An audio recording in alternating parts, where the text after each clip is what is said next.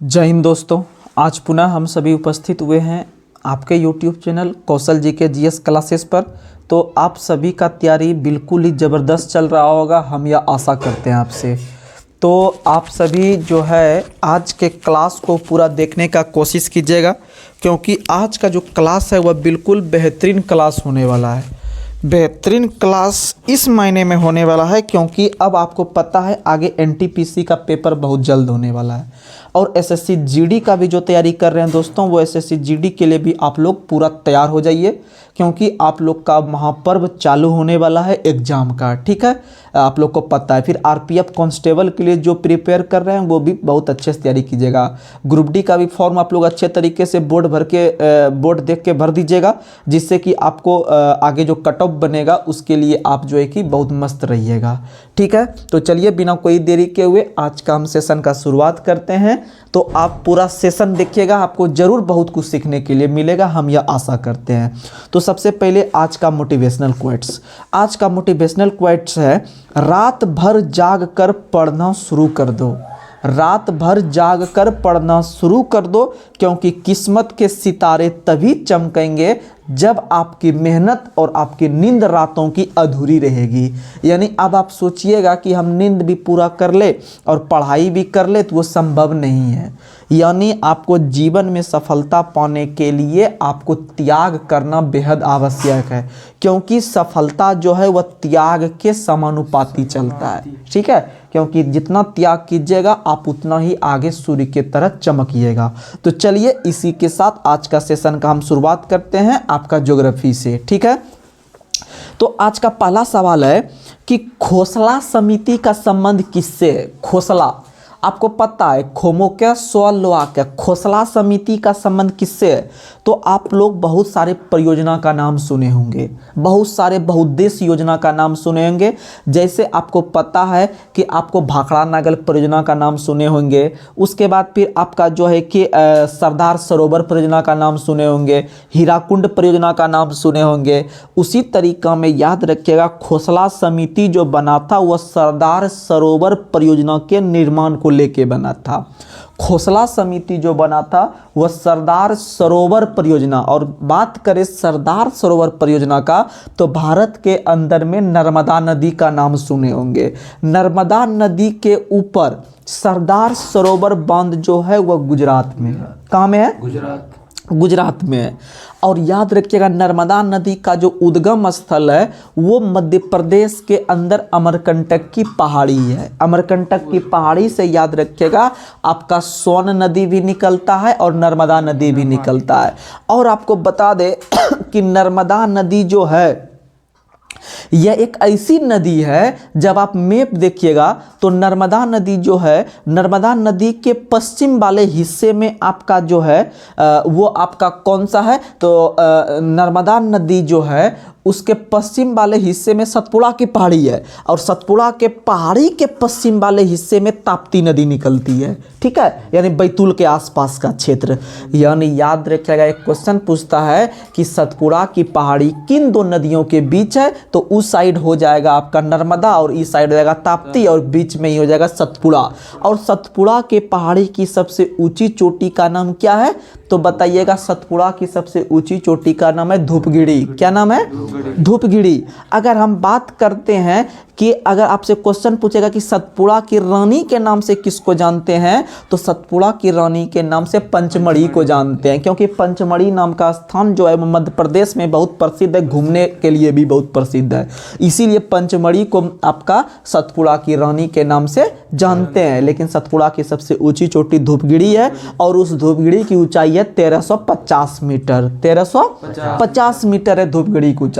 ठीक है, वहीं आपको पता है एक और पहाड़ी भारत में देखने के लिए मिलता है, जो कि भारत के बीचों बीच भारत को दो हिस्सों में बांटने का काम करती है, जो कि आपका नाम क्या है? विंध्याचल की पहाड़ी। ठीक है, विंध्याचल की पहाड़ी देखिएगा तो भारत को बीचों बीच दो बराबर भागों में काटने का काम करती है, अर्थात उत्तर भारत को दक्षिण भारत से अलग करने का काम विंध्याचल की पहाड़ी करती है। और बात करते हैं विंध्याचल की पहाड़ी की सबसे ऊंची चोटी का नाम क्या है? तो याद रखिएगा उनका नाम है सद्भावना चोटी या सद्भावना शिखर। ठीक है, सद्भावना नाम याद रखिएगा, सद्भावना।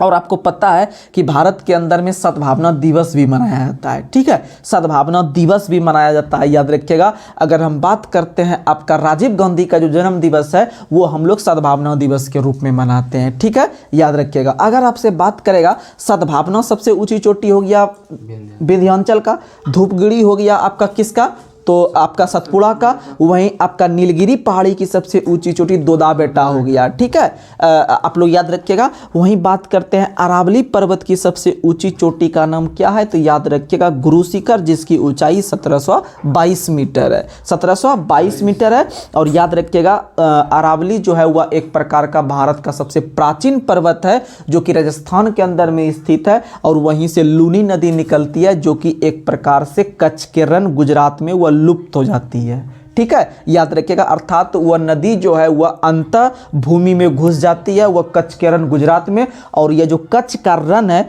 यह आपके जंगली गधा के लिए प्रसिद्ध है। भारत के अंदर में एकमात्र अभ्यारण्य जहां पर जंगली गधा मिलता है तो बताइएगा वो कच्छ के रण गुजरात में स्थित है, कच्छ के रण गुजरात में स्थित है, ठीक है। आगे बढ़ते हैं। और उसी के बगल में एक शहर है जिसका नाम है भावनगर। वह भावनगर में याद रखिएगा कि आपका नमक अनुसंधान संस्थान है, ठीक है, नमक अनुसंधान संस्थान भावनगर गुजरात में है। और वह जो भावनगर कैसे याद रहेगा, क्योंकि बीजेपी का सरकार आने के बाद नमक का भाव बढ़ गया था, आप लोग को पता है 2014 में नमक का भाव क्या हुआ था, बढ़ गया था, याद रखिएगा।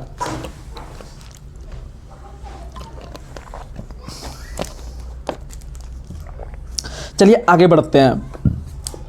अगला क्वेश्चन आप लोग को बताना है, ये हो गया खोसला समिति का संबंध किससे है, सरदार सरोवर परियोजना गुजरात में, ठीक है। और गुजरात के वर्तमान में मुख्यमंत्री कौन है, भूपेंद्र पटेल, भूपेंद्र पटेल याद रखिएगा। और गुजरात और महाराष्ट्र राज्य का स्थापना 1 मई 1960 को हुआ था। और गुजरात के ही अंदर में आप लोग को हम बता दें, एक बहुत भारत के अंदर में सबसे अधिक जो जैव विविधता वाला स्थल है वह है पश्चिमी घाट। बहुत बार एग्जाम में क्वेश्चन पूछा है कि पश्चिमी भारत के अंदर में सबसे बड़ा जैव या फिर जैव विविधता वाला स्थल कौन सा है, पश्चिमी घाट मारिएगा। और पश्चिमी घाट जो है उसको यूनेस्को के सूची में भी शामिल है, जिसको 2012 में शामिल किए हैं, ठीक है, 2012 में यूनेस्को की सूची में पश्चिमी घाट को शामिल किए हैं। और याद रखिएगा कि पश्चिमी घाट के संरक्षण के लिए एक समिति बनाया गया था, बहुत फेमस है नाम, जैसे खोसला समिति बताए सरदार सरोवर से, उसी तरीका से पश्चिमी घाट के संरक्षण के लिए गाडगिल समिति, कौन सी समिति, हाँ वही गाडगिल जो कि तीसरी पंचवर्ष योजना आधारित था, याद रखिएगा। और गाडगिल के साथ साथ कस्तूरी रंगन समिति, ऐसे देखिएगा कि आपको पता है कस्तूरी रंगन समिति जो आया है वो नई शिक्षा को लेकर आया है भारत के अंदर में, ठीक है, नई शिक्षा नीति को लेकर आया है के कस्तूरी रंगन समिति। लेकिन यह कस्तूरी रंगन जो था वह पश्चिमी घाट के लिए भी संरक्षण के लिए, और याद रखिएगा उसके साथ गाडगिल समिति भी, और इसको यूनेस्को की सूची में 2012 में, और यह भारत का सबसे बड़ा जैव विविधता स्थल है। वहीं आपको बता देते हैं हिमालय का जो तराई क्षेत्र है वह भी जैव विविधता का स्थल है। वहीं केरल का जो मौन घाटी या केरल का जो शांत घाटी है जिसको साइलेंट वैली के नाम से जानते हैं, वो भी भारत के अंदर में मौन घाटी ये जैव विविधता स्थल है। और जब हम जैव विविधता का बात करते हैं तो याद रखिएगा जैव विविधता दिवस प्रत्येक वर्ष हम लोग 22 मई को मनाते हैं। कब मनाते हैं, 22 मई को जैव विविधता दिवस मनाते हैं, याद रखिएगा, बहुत अच्छा क्वेश्चन है, ठीक है, बायोडाइवर्सिटी डे जिसको कहते हैं, ठीक है। अगला सवाल आप लोग को बताना है कि नर्मदा जल विवाद न्यायाधिकरण का गठन किस वर्ष किया गया था। आप लोग अभी तक सिर्फ ये नाम सुने होंगे सिंधु जल समझौता, ठीक है, सिंधु जल समझौता 1960 में हुआ था, ये बच्चा जानता है। लेकिन अगर क्वेश्चन बोलेगा नर्मदा जल न्याय का जो बंटवारा हुआ है उसके जल का, आपको पता है नर्मदा नदी जो निकलती है वो कहाँ से निकलती है, तो बार बार हम बताते हैं वो अमरकंटक मध्य प्रदेश हो गया, ठीक है, आपका ये सब एरिया हो गया, आपका जो है कि कर्नाटक वगैरह हो गया, आपका गुजरात वगैरह हो गया, ये सब में अलग अलग राज्यों में ये बहते हुए अपना जल गुजरात के जो है कि आपका अरब सागर में गिराती है। तो ये अलग अलग क्षेत्र में जल का बंटवारा करने के लिए 1969 में जो बोल रहे हैं याद रखिएगा, 1960 में सिंधु, 1960 में सिंधु, 100 से सिंधु, लेकिन इसके जस्ट 9 साल के बाद 1969 में याद रखिएगा आपका कावेरी जल विवाद, कौन सा, सॉरी नर्मदा जल विवाद, कौन सा, नर्मदा जल विवाद का गठन किया गया, ठीक है, याद रखिएगा। चलिए आगे बढ़ते हैं। अगला क्वेश्चन है जवाहर सागर बांध किस राज्य में है। अगर आपसे क्वेश्चन पूछेगा जवाहर सागर बांध तो याद रखिएगा राजस्थान में है। जवाहर सागर बांध कहाँ है? राजस्थान में। वहीं भारत के अंदर में सबसे लंबी नहर इंदिरा गांधी नहर है। इंदिरा गांधी नहर भारत के अंदर में सबसे लंबी नहर है और यह नहर जो है वह हरिके बैराज से निकाला गया है। और याद रखिएगा इंदिरा गांधी नहर को जो जल प्राप्त होती है वह 2 नदी से प्राप्त होती है, एक सतलज एक ब्यास। सतलज नदी का पुराना नाम पूछेगा तो सुतुद्री, स्व से सुतुद्री स्व से सतलज। और ब्यास का क्या होता है तो याद रखिएगा बिपाशा, ब से बिपाशा ब से ब्यास और स्व से सतलज स्व से सुतुद्री। वहीं एक और नदी है आप लोग को पता है जो बहुत बार एग्जाम में पूछता है कि गंडक का पुराना नाम क्या है, ठीक है, तो सदानीरा, सदानीरा गंडक। वहीं पूछेगा अस्किनी, अस्किनी किस नदी का पुराना नाम है तो चिनाब का है। किसका है? चिनाब का पुराना नाम अस्किनी है, ठीक है, याद रखिएगा। वहीं अगर पूछेगा यमुना नदी का पुराना नाम तो कालिंदी, क्या है? और यही यमुना नदी जो है भारत के अंदर में आपका गंगा की सबसे लंबी सहायक नदी है। और यमुना के किनारे याद रखिएगा आपका कौन सा शहर है? आगरा और दिल्ली, आगरा और ये यमुना शहर का, यमुना नदी जो है उसका उल्लेख ऋग्वेद में 3 बार, कितना बार? 3 बार। और गंगा का 1 बार और सिंधु का सर्वाधिक बार, सिंधु का। और सबसे पवित्र नदी सरस्वती, सबसे पवित्र नदी। और ऋग्वेद में गायत्री मंत्र का उल्लेख ऋग्वेद के 3रे मंडल में, देवता सोम का उल्लेख ऋग्वेद के 9वें मंडल में और आपके 8वें मंडल के हस्तलिखित ऋचाओं को खील कहा जाता है। और ऋग्वेद के 10वें मंडल जो है वह आप याद रखिएगा कि उसमें चातुस्वर्ण समाज का उल्लेख है, यानी अलग अलग 4 प्रकार का जाति का वर्णन किया गया है, ठीक है। और ऋग्वेद अगर हम बात करते हैं ऋग्वेद के पाठकर्ता को क्या कहते हैं तो ऋग्वेद के पाठकर्ता को होत्री कहते हैं, ठीक है, होत्री कहते हैं। और याद रखिएगा आप लोग अथर्ववेद के पाठकर्ता को ब्रह्मा कहते हैं और यजुर्वेद के पाठकर्ता को अधर्वयु कहते हैं और सामवेद के पाठकर्ता को उद्गाता या उदात्री के नाम से जानते हैं, ठीक है। और ये चारों वेद को जब एक बार मिला के देखेंगे तो इसको संहिता कहेंगे, क्या कहेंगे? और महापुराण या पुराण की संख्या टोटल 18 है और वेद की संख्या 4 है, वेदांग की संख्या 6 है, ठीक है। और याद रखिएगा आपका अगर बात करेगा महाकाव्य की संख्या तो 2 है, महाकाव्य की संख्या 2 है। अगर बात करेगा उपनिषद की संख्या तो 108 है, ठीक है। उपनिषद की संख्या कितनी है? आप लोग याद करते होंगे श्री 108, तो याद रखिएगा उपनिषद की संख्या कितनी है? 108 है। चलिए आगे बढ़ते हैं। अगला सवाल आप लोग को बताना है कि अगला सवाल बताइएगा कि भारत के अंदर में कोसी नदी को हम लोग कोसी नदी के नाम से जानते हैं, लेकिन कोसी नदी जो है वह भारत में नहीं निकलती है, वो नेपाल से निकलती है। नेपाल में उसको किस नाम से जानते हैं तो याद रखिएगा कोसी नदी को नेपाल में हम लोग अरुण नदी के नाम से जानते हैं। किस नदी के नाम से? अरुण नदी के नाम से जानते हैं। और भारत के अंदर में कोसी नदी जो है वह नेपाल उत्तर में है, नेपाल ऊपर से है, नेपाल उत्तर में है। और वहाँ से आपको पता है कि नेपाल जो है भारत के कुल 5 राज्यों के साथ सीमा साझा करता है, जिसमें से आप उत्तराखंड शुरू हो गया, आप उधर से जाइए पश्चिम से उत्तराखंड, उत्तराखंड के बाद उत्तर प्रदेश, उत्तर प्रदेश के बाद अपना बिहार है। और बिहार के पास यह नदी जो है आपका भारत में प्रवेश करती है बिहार बॉर्डर से।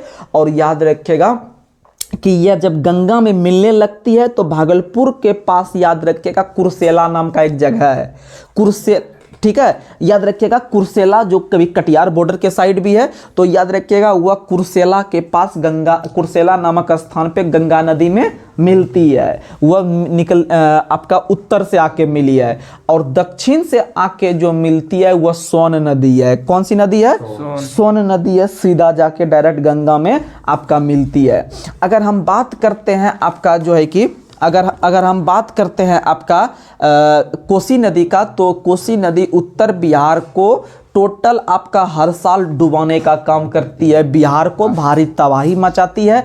इसीलिए बिहार का शोक नदी या फिर बिहार का जो है कि तबाही लगने वाला नदी जो है वह कोसी नदी है, ठीक है। और यह कोसी नदी पूरे भारत में कोसी नदी पूरे भारत में सबसे तीव्र गति से मार्ग बदलने वाली नदी है। ठीक है, सबसे तेजी से मार्ग बदलने वाली नदी कौन सी है?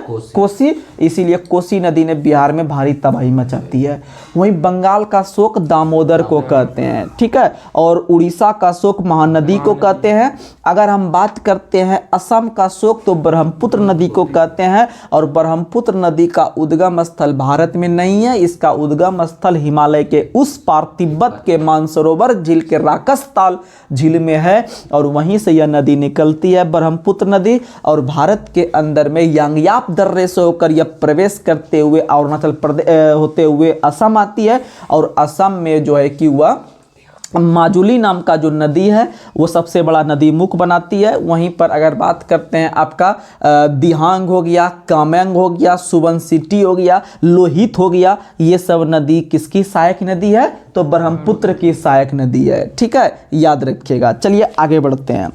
अगला क्वेश्चन आप लोग को बताना है, माता टीला बांध किस नदी पर बनाया गया है? जितना क्वेश्चन है अपने आप में प्रबल दावेदार है। याद रखना आपका कर्तव्य, बताना मेरा मूल कर्तव्य है। बताइएगा माता टीला बांध किस नदी पर बनाया गया है? तो जो भी हमारे उत्तर प्रदेश के साथी होंगे उनको पता होगा, और जो रेलवे की तैयारी कर रहे हैं स्पेशल याद रखिएगा। माता टीला बांध जो है वह बेतवा नदी पे है। किस नदी पे है? बेतवा नदी उत्तर प्रदेश में है। आप लोग नाम सुने होंगे कैन बेतवा लिंक परियोजना। कैन बेतवा लिंक परियोजना यानी ये उत्तर प्रदेश की परियोजना और बिहार की भी परियोजना है। याद रखिएगा, लिंक संयुक्त लिंक परियोजना है। यानी आप याद रखिएगा माता टीला बांध जो है वह आपका उत्तर प्रदेश के बेतवा नदी पे है। और याद रखिएगा यह नदी प्रॉपर कहाँ पे यह बांध बना है? तो यह आपको पता है, झांसी नाम का एक शहर है। झांसी नाम का एक शहर है उत्तर प्रदेश के अंदर में, जो कि राष्ट्रीय राजमार्ग का चौराहा भी उनको कहते हैं झांसी, या कहीं के ऑप्शन में कानपुर भी दे देता है, लेकिन झांसी भी है। तो याद रखिएगा झांसी के पास बेतवा नदी पे कौन सी बांध? माता टीला बांध। और जब हम झांसी जगह का नाम लिए तो एक क्वेश्चन पूछता है कि भारत के अंदर में किस नदी पर मणिकर्णिका बांध स्थित है? तो आपको पता है मणिकर्णिका किसका प्राचीन नाम था, सॉरी किसका मूल नाम था? तो रानी लक्ष्मीबाई का मूल नाम था, उसी का मूल नाम मनु था या मणिकर्णिका। तो इसीलिए मणिकर्णिका बांध जो है वह भी बेतवा नदी पे है। किस नदी पे है? बेतवा नदी पे उत्तर प्रदेश के झांसी के पास है। ठीक है, याद रखिएगा, बहुत फेमस सवाल है। अगर आपसे क्वेश्चन पूछेगा कि राजघाट बांध भी किस नदी पे है, तो राजघाट बांध देखिएगा, राजघाट ऐसे दिल्ली में है जो महात्मा गांधी का समाधि स्थल है, लेकिन राजघाट बांध जो है वह भी बेतवा नदी पे है। अब अभी तुरंत आपको हम बताए मणिकर्णिका बांध बेतवा नदी पे, लेकिन क्वेश्चन पूछेगा यूपी में। मणिकर्णिका बांध कहाँ है? यूपी में। लेकिन अगर सवाल पूछेगा मणिकरण बांध कहाँ है, देखिए भाषा चेंज हो गया भैया। तो रानी लक्ष्मीबाई जो निकली थी वो आपको पता है यूपी से। ठीक है, यूपी में उनका जन्म हुआ था, बनारस में हुआ था। लेकिन उसी के आधार पे अभी का जो हम रानी लक्ष्मीबाई देखते हैं उसी का रूप धारण करके निकलती है बीजेपी के सपोर्टर के रूप में। वर्तमान में भारतीय संसद है जिसका नाम है आपका हिमाचल प्रदेश के कंगना रनौत, उसी रूप में निकलती है। यानी ये मणिकर्णिका हो गई और वो मणिकरण हो गया, थोड़ा सा अंतर है वो दोनों में। ठीक है, यानी मणिकरण पूछेगा तो हिमाचल प्रदेश चल जाएंगे और मणिकर्णिका पूछेगा तो झांसी उत्तर प्रदेश चल जाएंगे। बताइए ये दोनों में डिफरेंट आपको कुछ पता चला कि नहीं चला? तो आप ये छोटे छोटे कंटेंट को आप लेके आगे बढ़ सकते हैं। ठीक है, आप रट उठ के नहीं, आप दिमाग में एक एक चीज को फिट करके आगे बढ़िए। ठीक है, और याद रखिएगा हिमाचल प्रदेश राज्य का स्थापना 1971 में हुआ है, 1971 को हुआ है। और हिमाचल प्रदेश की राजधानी शिमला है, और यह शिमला जो थी ये अंग्रेजों की ग्रीष्मकालीन राजधानी के रूप में काम करते थे। और हिमाचल प्रदेश की दूसरी राजधानी धर्मशाला बनी है। कौन बनी है? और आप जो जब क्रिकेट देखते होंगे धर्मशाला में भी क्रिकेट होता है। धर्मशाला क्रिकेट ग्राउंड है, लेकिन वो धर्मशाला पूछता है क्वेश्चन कि धर्मशाला बहुत घूमने वाला स्थान भी है। ठीक है, वो पर्वत नगर है, बहुत मस्त जगह है। लेकिन धर्मशाला जो है वह हिमाचल प्रदेश का कोई जिला नहीं है, वह एक शहर है। ठीक है, बोलेगा कि हिमाचल प्रदेश के अंदर धर्मशाला जो पर्वत नगर है वह हिमाचल प्रदेश के किस जिले में है? तो याद रखना है धर्मशाला जिला नहीं है। ऑप्शन में भी देगा धर्मशाला नहीं मारिएगा, मारिएगा कांगड़ा जिला। कौन सा जिला? कांगड़ा जिला। कौन सा जिला? कांगड़ा जिला। बहुत फेमस क्वेश्चन है, यानी कांगड़ा यानी कंगना यानी हिमाचल। ठीक है, लॉजिक से याद रखिएगा। चलिए आगे बढ़ते हैं। और आपको पता है कि वहाँ पर विभिन्न प्रकार का बौद्ध मठ भी है। ठीक है, आप लोग नाम सुने होंगे बौद्ध मठ, सासुर मठ का नाम सुने होंगे, नामग्याल मठ का नाम सुने होंगे। ठीक है, तो ये सब जो मठ है, ये सब मठ कहाँ है? हिमाचल प्रदेश में है। ठीक है, याद रखिएगा। अगला क्वेश्चन आप लोग को बताना है कि सलाल और दुलहस्ती परियोजना किस नदी पे है? आगे एनटीपीसी का पेपर है, आपको कम से कम 40 प्रश्न जो रहेगा करंट अफेयर्स और जीके से रहेगा। साइंस से नॉर्मल क्वेश्चन रहता है, ज़्यादा नहीं रहता है। खेल करेगा आपका जीके। ठीक है, हिस्ट्री, पॉलिटी, ज्योग्राफी, इकोनॉमिक्स, उसके बाद फिर आपका स्टैटिक। आपको मेहनत इस पे करना है। और मैथ रीजनिंग नॉर्मल रहेगा, मैथ रीजनिंग तो सब लड़का का रहता है, आराम से बना दीजिएगा। लेकिन जीके जीएस में खेल रहेगा, आप आराम से इसमें कीजिएगा। और जब प्री पास हो जाएगा तो मेंस में यही चीज़ आपका जो है ना 50 प्रश्न हो जाता है। पहले 40 रहेगा प्री में, मेंस में यही चीज़ 50। सेम सिलेबस है ये, लेकिन 50 हो जाएगा जीके आपका। इसीलिए मैथ रीजनिंग प्रबल दावेदार तो है ही, लेकिन जीके को आप कम में नहीं ले सकते हैं, क्योंकि मात्र 8000 पोस्ट है ग्रेजुएशन लेवल पे। तो आपको उस लेवल पे तैयारी करना है। सोचिए, एक प्रश्न हमसे मिस नहीं होना चाहिए। जो क्वेश्चन आए उसको एकदम फुल टॉस बना के मारेंगे। जहां बॉल फेंकेगा वहीं जाके घिसिट के मारेंगे छक्का, समझ लीजिए। तभी काम बन सकता है आजकल के कंपटीशन में। आगे बढ़ते हैं। तो सलाल परियोजना और दुलहस्ती परियोजना, ये दोनों परियोजना चिनाब नदी पे जम्मू कश्मीर में है। हम बात करते हैं, याद रखिएगा, आपका सलाल परियोजना, दुलहस्ती परियोजना, बगलियार परियोजना। आप इसे नहीं भूल सकते हैं, बगलियार परियोजना को, बहुत फेमस है। सलाल परियोजना, दुलहस्ती परियोजना, बगलियार परियोजना। ठीक है, ये तीनों परियोजना किस नदी पे है? चिनाब नदी पे। और चिनाब नदी का पुराना नाम था अस्किनी। क्या नाम था? अस्किनी। और यह जम्मू कश्मीर में है। कहाँ है? जम्मू कश्मीर में, याद रखिएगा। चलिए आगे बढ़ते हैं। हाँ, अगला क्वेश्चन आप लोग को बताना है। अगला क्वेश्चन बताइएगा, पोंग बांध किस नदी पर है? पोंग बांध किस नदी पे है? देखिएगा, दो बांध बहुत फेमस है उस क्षेत्र का, उत्तर भारत का। एक है पोंग बांध, एक है थीन बांध। बार बार ये क्वेश्चन परेशान करता है। पोंग बांध हिमाचल प्रदेश, पोंग बांध हिमाचल प्रदेश, और थीन बांध पंजाब। थीन बांध रावी नदी पे पंजाब में है। थीन बांध रावी नदी पे पंजाब में है। और पोंग बांध ब्यास नदी पे हिमाचल प्रदेश में है। पोंग बांध ब्यास नदी पे हिमाचल प्रदेश में है, और थीन बांध रावी नदी पे कहाँ है? तो पंजाब में है। ठीक है, याद रखिएगा। ये क्वेश्चन कंटेंट है, दोनों कॉपी में नोट डाउन कीजिएगा। अब बार बार इसको देखिएगा, ये क्वेश्चन यहाँ से आता है। चलिए आगे बढ़ते हैं। अगला क्वेश्चन बताना है आप लोग को। अगला क्वेश्चन आप लोग को बताना है कि संकोश बहुउद्देश्य परियोजना, संकोश बहुउद्देश्य परियोजना भारत और किस देश की संयुक्त परियोजना है? तो संकोश आप लोग को बता दे, भारत और भूटान। भारत और भूटान, देखिएगा, भारत और भूटान जो, अगर आपसे क्वेश्चन पूछे कि भारत के कुल पड़ोसी देश में से सबसे छोटा पड़ोसी देश कौन सा है, तो यही भूटान है। अब भूटान की राजधानी कहाँ है? थिम्पू। कहाँ है? थिम्पू। और भूटान की राजधानी जब थिम्पू है, तो बताइएगा भूटान की मुद्रा क्या है? तो भूटान की मुद्रा है नुगुल ट्रम। क्या है? नुगुल ट्रम। और जब भूटान की मुद्रा नुगुल ट्रम हो गया, तो भूटान का संसद भी याद कीजिए। तो भूटान का संसद है तसोंगडू। क्या है? तसोंगडू। तसोंगडू। ये सब क्वेश्चन पूछता है एग्जाम में। ठीक है, चाहे बिहार सीजीएल में बैठिए, एनटीपीसी बैठिए, एसएससी जीडी बैठिए, या बिहार दरोगा बैठिए, भैया पूछेगा क्वेश्चन। जो होशियार होइएगा उनको पता होगा कि बहुत मजा आ रहा है। बताइएगा, भूटान जब हो गया तो क्वेश्चन याद रखिएगा, संकोश संयुक्त परियोजना है। संकोश संयुक्त परियोजना है भारत और भूटान के बीच। और यह संकोश नदी जो है वो आपको बता दे, असम और अरुणाचल प्रदेश के बीच सीमा बनाती है।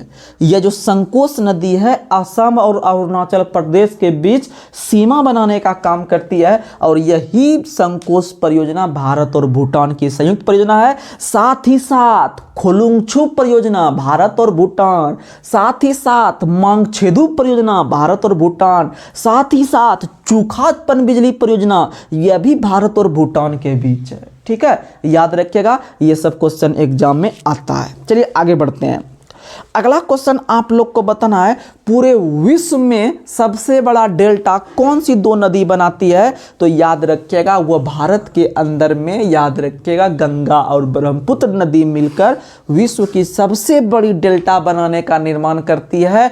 और याद रखिएगा यहीं पर सुंदरवन का डेल्टा का निर्माण होता है। और सुंदरवन का जो डेल्टा है वह एक प्रकार का आपका सुंदरी वृक्ष के लिए प्रसिद्ध है। क्वेश्चन पूछता है सुंदरी नाम के वृक्ष के लिए कौन सा जगह प्रसिद्ध है? तो सुंदरवन का डेल्टा गंगा ब्रह्मपुत्र के मिलन स्थान पे है। और याद रखिएगा यह पूरे विश्व का सबसे बड़ा डेल्टा है। वहीं एक क्वेश्चन पूछेगा कौन से नदी के द्वारा बनाया गया डेल्टा एक प्रकार के पक्षीपाद डेल्टा का उदाहरण है? बहुत फेमस क्वेश्चन है। तो आप लोग को बता दे, मिसिसिपी मिसौरी का नाम सुने होंगे, ठीक है। मिसिसिपी मिसौरी अमेरिका के अंदर में नदी है। ये दोनों नदी के मिलन स्थान पे जो डेल्टा का निर्माण करता है वह एक प्रकार का पक्षी का जो पैर होता है जिसे चलता है, इसी तरह का बना हुआ डेल्टा है।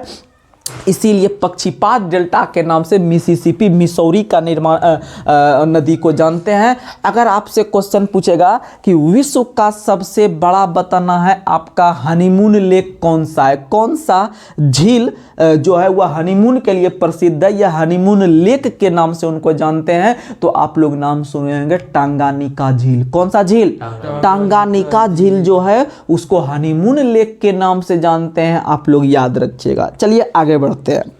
अगला क्वेश्चन आप लोग को बताना है, अगला क्वेश्चन आप लोग बताइएगा, अगला क्वेश्चन आप लोग बताइएगा कि शिव समुद्रम जलप्रपात किस नदी पे है?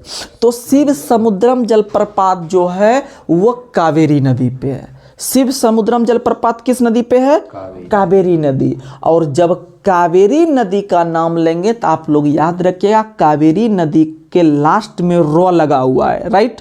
और जहां से यह नदी निकलती है उस पहाड़ी का नाम भी के लास्ट में भी रॉ लगा हुआ है, यानी काम बन गया। यानी कावेरी बराबर ब्रह्मगिरी, कावेरी बराबर ब्रह्मगिरी। और ब्रह्मगिरी में 4 अक्षर है और उस राज्य के नाम में भी 4 अक्षर है, कर्नाटक। क्या हो जाएगा? कर्नाटक। कर्नाटक। यानी ब्रह्मगिरी कावेरी नदी का उद्गम स्थल कहाँ है? तो कर्नाटक के ब्रह्मगिरी के पहाड़ी। याद रखिएगा बहुत फेमस सवाल है, ठीक है। और यह कावेरी नदी जो है यह अपना जल बंगाल के खाड़ी में गिराती है।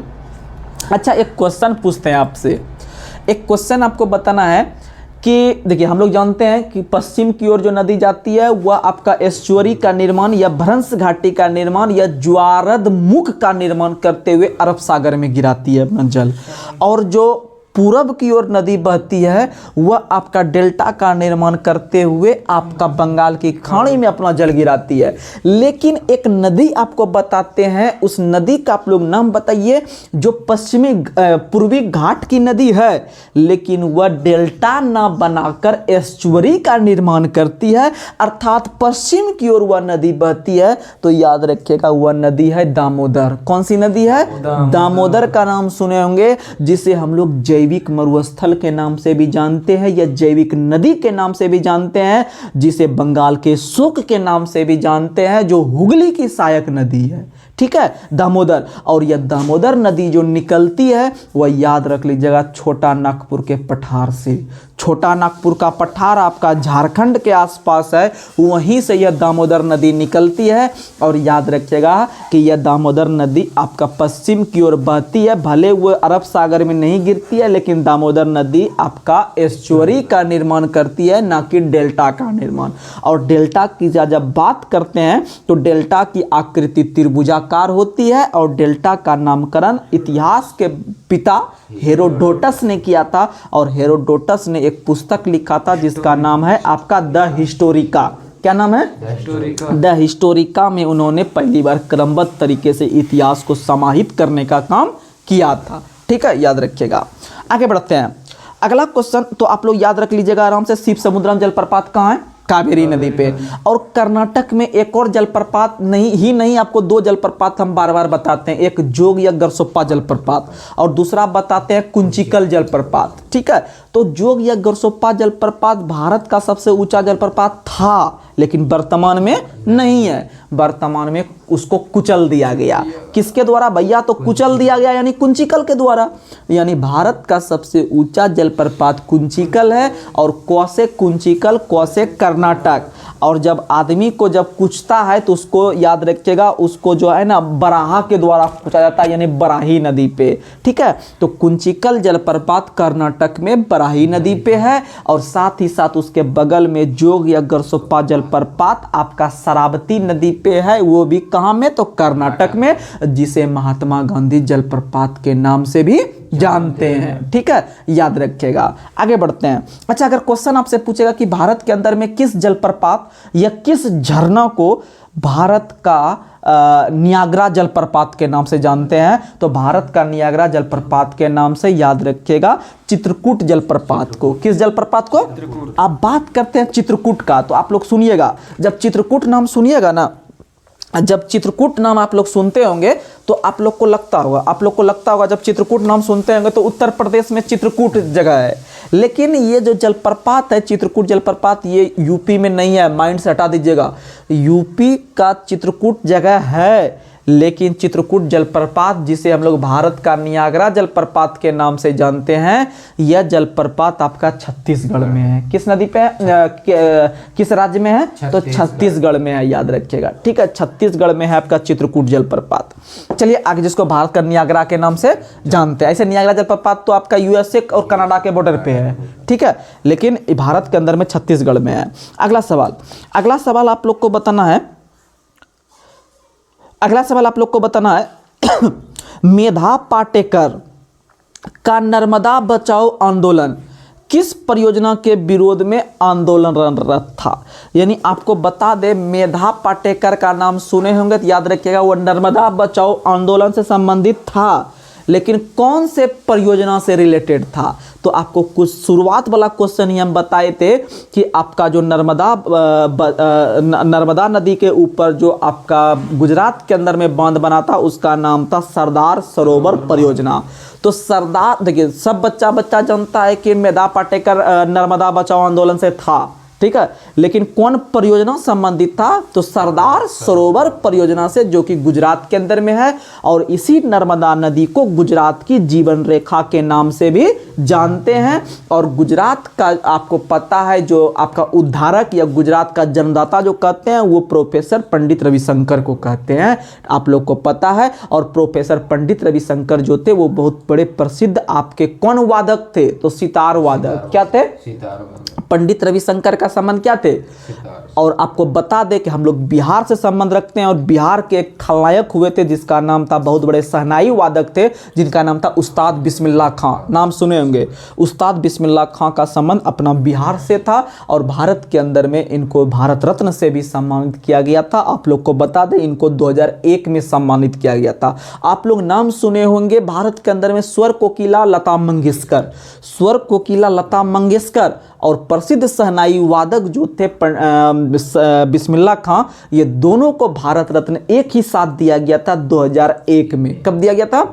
2001 में। और भारत रत्न का जो है अभी तक टोटल लगभग आपका 56 व्यक्ति को लगभग दिया जा चुका है। और भारत रत्न में 1 रुपया भी प्रदान नहीं किया जाता है, भले उसको प्रशस्ति पत्र या पुरस्कार के रूप में उनको दिया जाता है, लेकिन उनको सहायता राशि के रूप में 1 भी रुपया नहीं दिया जाता है। और भारत रत्न जो है वह अनुच्छेद 18 के तहत प्रदान किया जाता है। और एकमात्र भारत के अंदर में पुरस्कार जिसको वरीयता क्रम में रखा गया है, जिनको वरीयता क्रम, आप लोग नाम सुने होंगे पॉलिटिक्स के अंदर में वरीयता क्रम, यानी एक लेवल से दूसरे लेवल। यानी भारत के अंदर में राष्ट्रपति जो है वह वरीयता क्रम में सबसे पहला स्थान आता है। ठीक है, आप लोग को पता होगा। यानी भारत का प्रथम नागरिक राष्ट्रपति कहलाता है, यानी वो 1 नंबर पे आया। उसके बाद फिर उपराष्ट्रपति, फिर प्रधानमंत्री, इस तरीके से चलते चलते इस लेवल में जो दिया गया है स्थान, वह भारत का एकमात्र आपका उपाधि या एकमात्र पुरस्कार जिसका नाम क्या है? भारत रत्न को वरीयता क्रम की सूची में इनको स्थान दिया गया है। तो अनुच्छेद 18 के तहत किसको दिया गया है? तो भारत रत्न को दिया गया है, याद रखिएगा। और भारत रत्न का शुरुआत 1954 में, और इधर आप सुने होंगे आप पद्म पुरस्कार का शुरुआत भी 1954 में दिया गया है। ठीक है, याद रखिएगा। और 2025 के साल में हम लोग जी रहे हैं, याद रखिएगा। 2025 का जो पद्म पुरस्कार दिया गया कुल 139 व्यक्ति को दिया गया है, याद रख लीजिएगा आज के बाद। ठीक है, आगे बढ़ते हैं। और जिसमें से सबसे बड़ा पुरस्कार होता है आपका पद्म विभूषण, वह कुल 7 व्यक्ति को दिया गया है। ठीक है, याद रखिएगा। आगे बढ़ते हैं। अगला क्वेश्चन आप लोग को बताना है। अगला क्वेश्चन आप लोग बताइएगा, इदुक्की बांध किस नदी पर है? तो इदुक्की बांध जो है वह पेरियार नदी पे है। इदुक्की बांध कहाँ है? पेरियार नदी पे है। किस राज्य में है? तो केरल में। और पेरियार अभ्यारण्य भी है, पेरियार अभ्यारण्य भी है, यह भी केरल में। यहाँ देखो ना यार, पेरियार नदी जो है, पेरियार नदी वो केरल में है, और उसी नदी पे याद रखिएगा आपका इडुक्की बांध है। ठीक है, और बात करते हैं केरल का, तो केरल में याद रखिएगा अष्टमुदी झील है, उसके बाद फिर आपका सष्टामकोट्टा झील है। ठीक है, सष्टामकोट्टा है, अष्टामकोट्टा, यानी इस तरह जो नाम आएगा ना आप मार दिया केरल। ठीक है, पेरियार झील भी कहाँ है? केरल में। सष्टामकोट्टा, अष्टमुदी, पेरियार, ये सब कहाँ है? तो याद रखिएगा केरल में। ठीक है, केरल में। अगला क्वेश्चन आप लोग को बताना है कि कावेरी जल विवाद किन 2 राज्यों के बीच देखने के लिए मिलता है? तो कावेरी जल विवाद जो है एक तो कर्नाटक से निकलता है। कर्नाटक तो खुद भैया लड़ेगा पानी लेने के लिए, क्योंकि वहीं से वो नदी निकलती है। और साथ ही तमिलनाडु, क्योंकि कावेरी नदी जो है वह कर्नाटक से निकलते हुए ये पूर्वी घाट की ओर जाएगी, तो बीच में रास्ते में तमिलनाडु मिलेगा। तो तमिलनाडु और कर्नाटक के बीच कावेरी जल विवाद है, याद रखिएगा। बहुत ही फेमस क्वेश्चन है। ठीक है, आगे बढ़ते हैं। अगला क्वेश्चन आप लोग को बताना है। अगला क्वेश्चन, प्रसिद्ध मेटूर बांध किस नदी पे है? तो 2 बांध याद रखिएगा, बार बार क्वेश्चन पूछता है। एक पूछता है मेटूर बांध, एक पूछता है मेटूर बांध, और दूसरा पूछेगा अलमाटी बांध। ये दोनों क्वेश्चन बहुत फेमस है। मेटूर और अलमाटी कैसे याद रहेगा हमको? तो आप लोग को बता दे कि मेटूर बांध जो है वो आपका कावेरी नदी पे है। मेटूर में रो आ रहा है, कावेरी में भी रो आ रहा है, तो रो बराबर रो याद रखिएगा। ये हम बार बार ऐसा ट्रिक काहे देते हैं, ये आपको तभी याद रहेगा जब आप बार बार रिकॉल कीजिएगा कॉपी में नोट करके। ठीक है, तो कावेरी नदी पे आपका मेटूर बांध हो गया तमिलनाडु में, और अलमाटी बांध ले लेगा कृष्णा, क्योंकि आपको पता है कृष्ण भगवान जो थे वो हमेशा माटी में इधर उधर घूमते रहते थे, यानी पूरा एकदम मिट्टी में लपेटते रहते थे शरीर में, यानी अलमाटी बांध यानी जो है वो कृष्णा नदी पे है। ठीक है, अलमाटी बांध जो है वो कृष्णा नदी पे है। वहीं कृष्णा नदी का 3-4 गो नदी याद रख लीजिएगा, सहायक नदी यानी दूध गंगा, पंचगंगा, घाट प्रभा, माल प्रभा, ये चारों किसकी सहायक नदी है? कृष्णा के। और कृष्णा नदी का जो उद्गम स्थल है वह याद रखिएगा कृष्ण भगवान को बहुत ज़्यादा बल है, यानी इसको महाबल है, यानी महाबलेश्वर की पहाड़ी से कौन सी नदी निकलती है? कृष्णा नदी। और याद रखिएगा कृष्णा नदी पर आंध्र प्रदेश के अंदर में आपका नागार्जुन सागर परियोजना है। ठीक है, ये भी परियोजना है, यानी कृष्णा नदी पे आप 2 बांध याद रख लीजिएगा। एक आपको हम बताए अलमाटी बांध, यानी माटी में वो लपेटते हैं अपने आप को, और दूसरा याद रखिएगा नागार्जुन सागर बांध, ये दोनों कृष्णा नदी पे है, और कृष्णा नदी पर आंध्र प्रदेश में स्थित है। और कृष्णा नदी का 4 सहायक नदी, घाट प्रभा, माल प्रभा, दूध गंगा, पंचगंगा। ठीक है, और आप लोग को अगर इसी से मिलता जुलता 2 नाम है, वैन गंगा, पैन गंगा, इसमें नहीं सटाइएगा कृष्णा में, नहीं तो झोल हो जाएगा। वैन गंगा, पैन गंगा, राम गंगा अलग है, इन्हें गंगा में सटाइएगा। राम गंगा, गंगा का हम पहले कॉन्सेप्ट क्लियर रखे हैं भैया। Wainganga, Penganga, Wainganga, Penganga 4 अक्षर का है, तो इसको ना तो गंगा में सटाएंगे ना तो कृष्णा में सटाएंगे। इसके लिए हम बोलेंगे भैया ये 4 अक्षर का है, इसको अलग से 4 अक्षर वाला हम सटाओ तो जल्दी से गोदावरी में। किसमें सटाइएगा? गोदावरी में बहुत फेमस यानी कि वैन गंगा, पैन गंगा किसका है? गोदावरी का है। पानी थोड़ा दो यार, थोड़ा वर्चुअली में।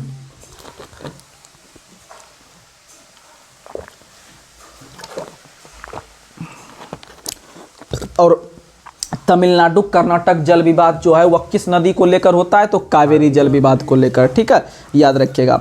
चलिए अगला क्वेश्चन, अगला क्वेश्चन बताना है, अगला क्वेश्चन बताना है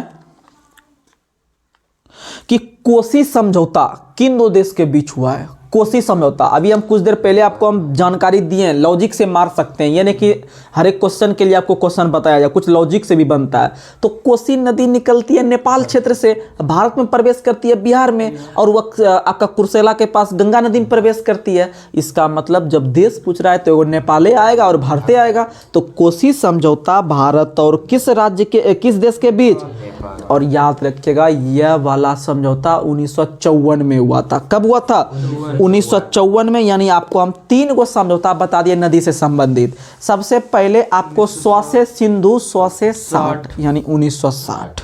वहीं हम दूसरा बताएं आपको कावेरी जल, आपको बताएं नर्मदा जल, नर्मदा जल विवाद 1969 और कावेरी जल जो था ना वो 1990 में बना था, ये भी याद रख लीजिएगा, कावेरी जल विवाद 1990 में।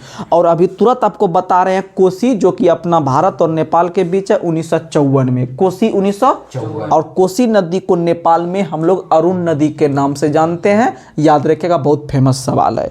चलिए आगे बढ़ते हैं। अगला सवाल है फरक्का समझौता किन दो देश के बीच है। तो आप लोग जो बिहार से होंगे, झारखंड से होंगे, आप लोग असम क्षेत्र से होंगे, तो आप लोग सुनिएगा कि बिहार तो कोसी नदी तो उसमें लाती ही लाती है बाढ़ उत्तर भारत में, उत्तर बिहार में। लेकिन कोसी के साथ साथ और भी एक, जब कोसी नदी पूरा फूल हो जाती है, गंगा नदी पूरा फूल, तो गंगा नदी के ऊपर और भागीरथी नदी के ऊपर जब आप बंगाल जाइएगा, ठीक है, बंगाल के बाद उधर बांग्लादेश पड़ जाता है, ठीक है, और बंगाल में ही मालदा टाउन जब जाइएगा, मालदा एक जगह है जहाँ का मालदा आम भी बहुत फेमस है, ठीक है। मालदा एक डिवीजन भी है कलकत्ता बोर्ड के अंदर, और कभी कभी मालदा से वैकेंसी भी निकलता है रेलवे का, ठीक है। तो सुनिएगा, तो उसी नदी गंगा और भागीरथी नदी के ऊपर याद रखिएगा आपका फरक्का बैराज परियोजना है, ठीक है, वो फरक्का बैराज परियोजना है। और वह फरक्का बैराज परियोजना या फरक्का समझौता जो है, वो जब वह गेट जब बंद कर देगा, जब वह गेट मान लीजिए जब इधर गंगा नदी पूरा फुल हो गया, जब गंगा नदी कोसी से पूरा फुल हो गया, तो यह नदी बिहार से होते हुए आपका गंगा नदी, आपको पता है गंगा नदी बिहार के बाद झारखंड में प्रवेश करती है, और झारखंड के बाद वो बंगाल में प्रवेश करती है, और बंगाल में प्रवेश करके वो बंगाल की खाड़ी में अपना जल गिराती है, और उसके जस्ट सटा हुआ वो पट्टी जो है कि आपका बांग्लादेश है। अब बताइए जब गंगा नदी फुल हो जाएगा, कोसी नदी फुल हो जाएगा, तो और जब वहाँ फुल होते हुए तो वो गंगा नदी आगे बढ़ती है, जब आगे बढ़ेगी झारखंड को डुबाएगी, और झारखंड को डुबा के वो थोड़ा बहुत बंगाल को डुबाएगी, और बंगाल को डुबोने के बाद वह जब आपका बांध बंगाल में, अगर उसको हम खुला छोड़ देंगे तो वह आपका जल सब बांग्लादेश में घुस जाएगा, और शेख हसीना वहां से जो है कि हाहाकार मच जाएगा। इसीलिए वह बांध को जो है कि आपको समझौता जो हुआ होगा वो किन दो देश के बीच हुआ होगा, तो भारत और बांग्लादेश, भारत और, लेकिन बात उठता है कब हुआ था, तो 1966 में, 1966 में। ये थोड़ा हाई लेवल का ईस्वी हो गया, लेकिन आपको ये जरूर याद रखना है फरक्का बांध किस नदी पे है, तो वह भागीरथी और गंगा के ऊपर है, ठीक है। कहाँ में? पश्चिम बंगाल में। आगे बढ़ते हैं। और सिंधु जल समझौता 1960 बिल्कुल याद रखेगा, बहुत फेमस सवाल है, ठीक है। और सिंधु की 5 सहायक नदी आप लोग को पता होगा। सिंधु की कुल कितनी सहायक नदी है? 5 में से आपको पता है एक झेलम है, एक चिनाब है, एक रावी है, एक ब्यास है, एक सतलज है। ये 5 सहायक नदी है। और ये 5 सहायक नदी में से पूछेगा कि सबसे लंबी सहायक नदी कौन सी भैया, तो याद रखिएगा चिनाब। कौन है? चिनाब। सबसे लंबी सहायक नदी सिंधु का कौन है? तो चिनाब है। और जब चिनाब आएगा माइंड में तो अस्किनी भी आना चाहिए, क्योंकि उसका पुराना नाम क्या है। चलिए अब आपको एक अलग सब्जेक्ट की ओर लेके चलते हैं, क्योंकि दिमाग को थोड़ा सा जो है कि वर्चुअली रखना बहुत आवश्यक है। चलिए अगला सवाल बताइएगा।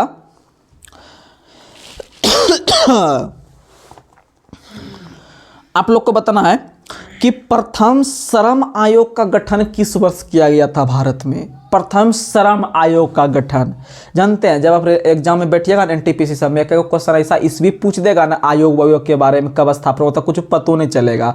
तो इस तरीका के क्वेश्चन से आप लड़ने के लिए सीखिए नया नया कंटेंट से। तो प्रथम श्रम आयोग का गठन जो किया गया था 1966 में। 1966। अब याद कैसे रहेगा हमको ये चीज़ सब दिन के लिए, तो आपको पता है कि अभी तक कुल 15 प्रधानमंत्री हुए हैं भारत के अंदर में। कुल 15 प्रधानमंत्री में से अगर हमको बोला जाए पर्सनल ओपिनियन देके कि आपके अनुसार सबसे बेस्ट प्रधानमंत्री कौन हुए हैं, तो सबसे बेस्ट प्रधानमंत्री हम लाल बहादुर शास्त्री को बताएंगे, ठीक है। उसके बाद हम मनमोहन सिंह को बताएंगे। लेकिन सबसे बेस्ट, सबसे साधारण और सबसे योग्य व्यक्ति जो थे वो लाल बहादुर शास्त्री थे। और कहा भी जाता है कि जो सबसे योग्य और जो सबसे अच्छा और नेक इंसान रहता है वो ज़्यादा दिन धरती पे नहीं रह पाता है। तो आपको पता है पहले प्रधानमंत्री लाल बहादुर शास्त्री हुए हैं, जिनका निधन देश में नहीं बल्कि विदेश में हुआ है। और वो दूसरा प्रधानमंत्री बनते हैं जो कि पदावधि के दौरान हुआ, यानी पद पे रहते हुए उनका निधन हुआ है। आपको पता है ताशकंद समझौता का नाम, जो कि 10 जनवरी 1966 को होता है, ठीक है। 10 जनवरी 1966 को भारत और पाकिस्तान के बीच ताशकंद समझौता होता है ताशकंद में। लेकिन आप याद रखिएगा वह डेट कब हुआ था, तो 10 जनवरी। और जब 10 जनवरी का नाम लेंगे तो बीच में आपको कंटेंट दे रहे हैं, 10 जनवरी को विश्व हिंदी दिवस मनाते हैं। ये भी फैक्ट नहीं भूलिएगा, क्योंकि हर एक क्वेश्चन मेरे लिए इंपॉर्टेंट है भैया। तो 10 जनवरी 1966 को समझौता होता है, लेकिन जस्ट अगले दिन 11 जनवरी 1966 को बेचारा श्रम करते करते शहीद हो गए, ठीक है। तो आप याद रखिएगा लाल बहादुर शास्त्री से इसको रिलेट करके याद रखिएगा। लाल बहादुर शास्त्री बहुत श्रम योग्य व्यक्ति थे। वो नया कपड़ा नहीं पहनते थे, पुराने फाटे पहन के, लेकिन देश सेवा करते हुए आम जनता के बीच में जाके घूमते थे। क्योंकि वो प्रधानमंत्री होते हुए भी वो आम जनता के बीच में घूमते थे बिना कोई सिक्योरिटी का। जब उनसे पूछा गया कि आप एक इतने बड़े सर्वश्रेष्ठ पद पे हैं, इतने सम्मानित पद पे, इतने माननीय पद पे हैं, फिर भी आप क्यों इतना बीच में जाके आप किसी बिना डर भय का आप घूम रहे हैं, क्या आपको अपने जान का परवाह नहीं है? तो उन्होंने कहे थे कि हमको 1% जान का परवाह नहीं है, क्योंकि जिस जनता ने हमको चुन के इस पद पे बैठाया है, अगर हम सही रहेंगे तो हमको कहीं कुछ नहीं होगा, क्योंकि उनके द्वारा चुने हुए प्रतिनिधि के रूप में हम काम कर रहे हैं। और जब हम अच्छे से नहीं चुन के आते तो प्रतिनिधि के सामने हम इस तरह से उनका जो है कि हम सॉल्यूशन किसी भी काम का नहीं कर पाएंगे, यानी हमको कोई सिक्योरिटी की आवश्यकता नहीं है। जिस जनता ने हमको चुन के भेजा उसके लिए हम काम कर रहे हैं, सीधा बात है। तो इसीलिए जब इस दिल के इंसान है समझ सकते हैं, वो बेचारा श्रम करते रहे सब दिन, यानी श्रम का मतलब मेहनत, इन्हें कि श्रम का मतलब लाश श्रम करते रहे मुंह दिखाने के लिए, ठीक है। तो श्रम का मतलब याद रखिएगा मेहनत, यानी श्रम 1966 में वो करते करते निधन हो गए। 1966 में आपका श्रम आयोग का गठन किया गया था पहली बार भारत में। लेकिन पूरे विश्व लेवल पे अगर बात करते हैं, अंतर्राष्ट्रीय श्रम संगठन पूरे विश्व लेवल पे श्रम संगठन को मजबूती प्रदान करने के लिए पहला ऐसा एक संगठन बन रहा है। पूरे अंतर्राष्ट्रीय लेवल पे सबसे पुराना संगठन के रूप में यही संगठन है अंतर्राष्ट्रीय श्रम संगठन, जिसको हम लोग ILO के नाम से जानते हैं, लेबर ऑर्गेनाइजेशन के नाम से जानता है, जिसका गठन 1919 को हुआ था, 1919 को हुआ था, 1919 को। और आपको पता है जब श्रम नहीं कीजिएगा तो भैया जान चल जाएगी, मेहनत नहीं कीजिएगा तो। इसका मुख्यालय कहाँ है? जेनेवा। कहाँ है? जेनेवा, याद रख लीजिएगा, ठीक है। आगे बढ़ते हैं। अगला सवाल आप लोग को बताना है, अगला सवाल आप लोग बताइएगा, मौद्रिक नीति का निर्माण भारत में कौन करता है? मौद्रिक, देखिएगा 2 नीति पूछता है, बार बार बच्चा कंफ्यूज करता है। एक होता है मौद्रिक नीति, एक होता है राजकोषीय नीति, ठीक है। राजकोष नीति एक होता है मौद्रिक नीति। तो आपको मौद्रिक का मतलब मुद्रा समझना है, और मुद्रा जैसे समझेंगे भारत सरकार समझेंगे कि RBI समझेंगे? RBI समझेंगे। तो मौद्रिक नीति RBI और राजकोष नीति भारत सरकार समझेंगे, या वित्त मंत्रालय, जो आप समझ सकते हैं। और यही वित्त मंत्रालय आपका भारत आर्थिक सर्वेक्षण रिपोर्ट जारी करता है। बहुत फेमस सवाल कि आर्थिक सर्वेक्षण रिपोर्ट कौन जारी करता है? वित्त। आर्थिक का मतलब पैसा, अब पैसा का मतलब वित्त, यानी आर्थिक सर्वेक्षण रिपोर्ट वित्त आयोग जारी करता है या फिर वित्त मंत्रालय जारी करता है, ठीक है, याद रख लीजिएगा। चलिए आगे बढ़ते हैं।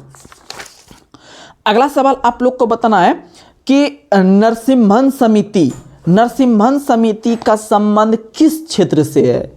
तो आप लोग याद रखिएगा नरसिम्हन समिति का संबंध बैंकिंग से है। किससे है? बैंकिंग से। नरसिम्हन समिति का संबंध किससे है? बैंकिंग से। वहीं आपको नाम सुनेंगे गोयपुरिया समिति। गोयपुरिया समिति का संबंध भी किससे है?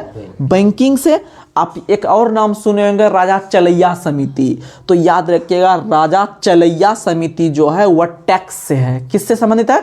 टैक्स से है। बहुत फेमस क्वेश्चन है। चलैया समिति का संबंध किससे है? तो टैक्स से, यानी कर से है।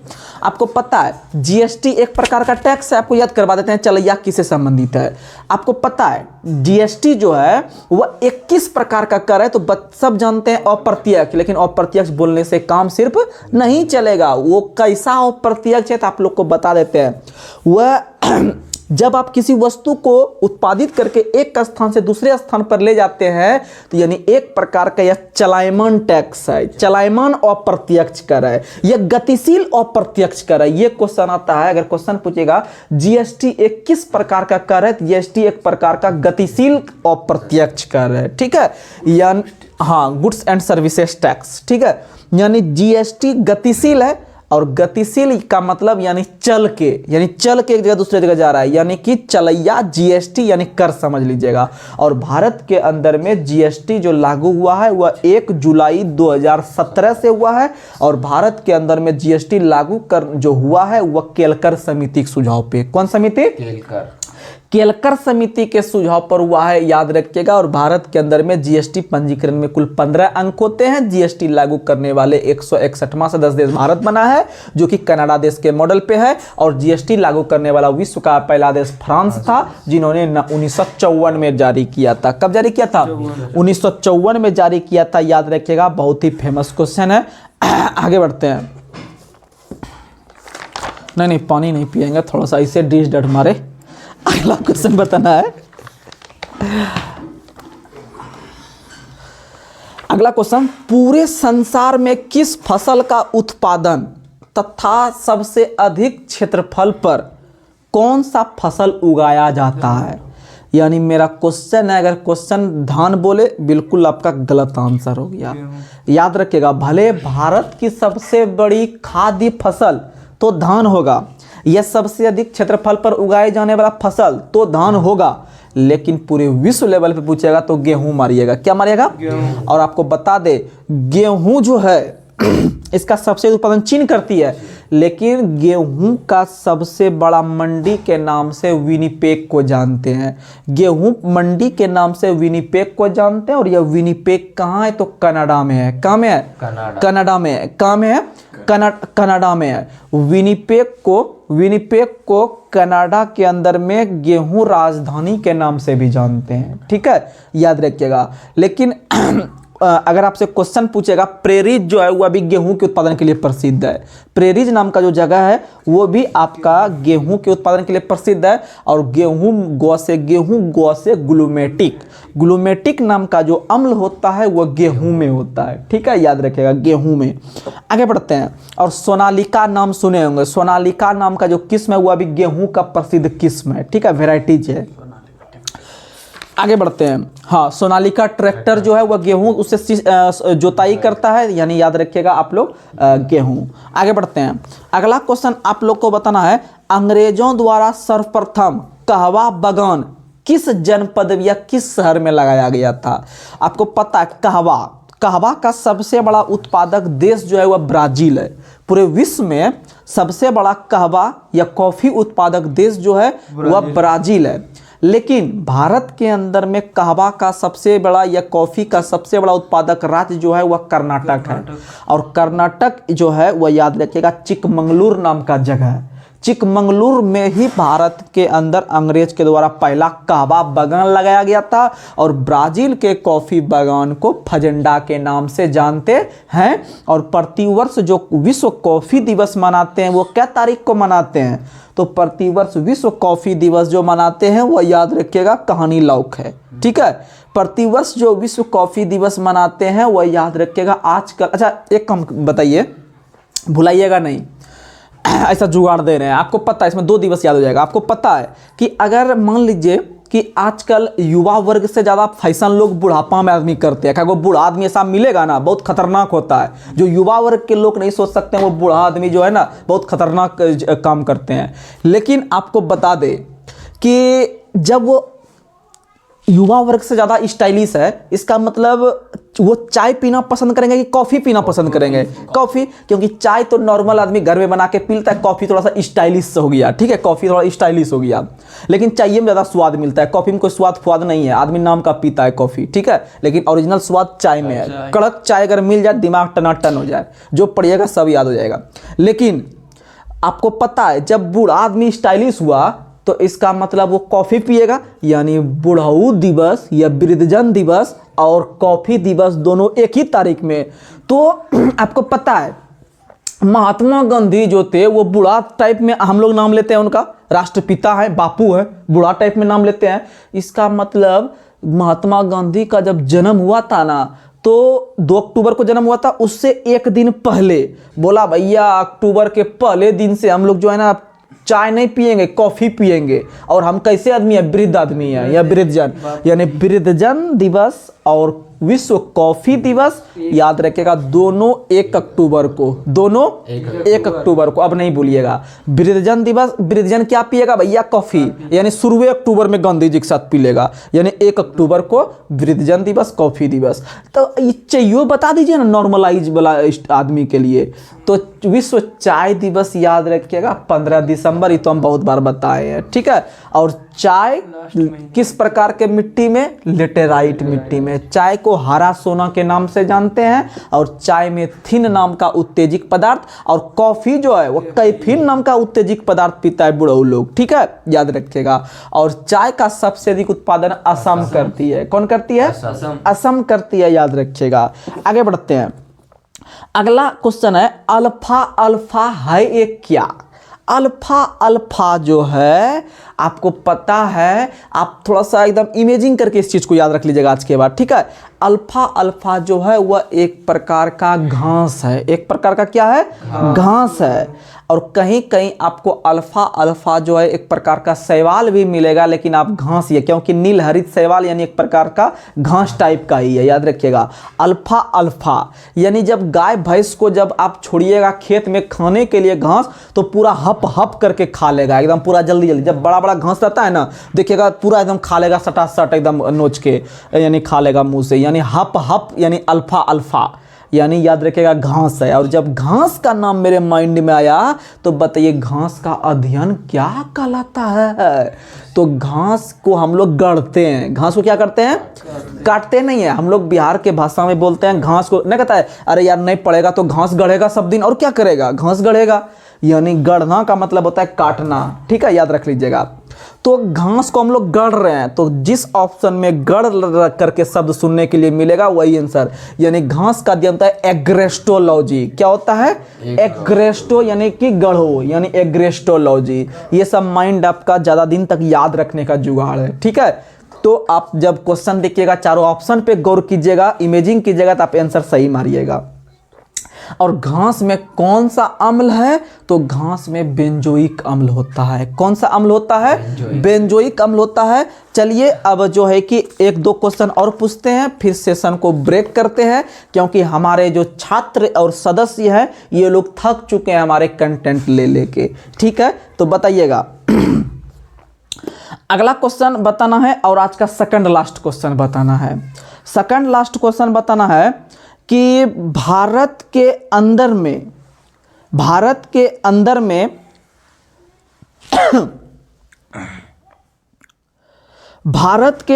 में अनटू दिस लास्ट, अनटू या इनटू दिस लास्ट पुस्तक के लेखक कौन है? तो इनटू दिस लास्ट पुस्तक के लेखक महात्मा गांधी हैं। कौन है? महात्मा गांधी है। और इसी पुस्तक में उन्होंने जो है कि उनके जीवन में जो बदलाव आया उस पुस्तक को इसमें उन्होंने प्रदर्शित करने, या फिर हमारे व्यक्ति का कैसे कैसे कल्याण हुआ, कैसे कैसे उत्थान हुआ, कैसे कैसे डेवलपमेंट हुआ, इसकी जानकारी हमको इनटू द लास्ट पुस्तक में प्रकाशित या फिर प्रतिबंधित होता है या प्रतिबिंबित होता है। आगे बढ़ते हैं। अगला क्वेश्चन आप लोग बताइएगा। अगला क्वेश्चन आप लोग को बताना है, दक्षिण अफ्रीका में रहने के दौरान महात्मा गांधी ने जिस पत्रिका का प्रकाशन किया उसका नाम क्या था, जिसकी रचना उन्होंने 1903 में किया था? तो याद रखिएगा इंडियन ओपिनियन। इंडियन ओपिनियन 1903 में महात्मा गांधी ने, यह एक प्रकार का पत्रिका था, राइट।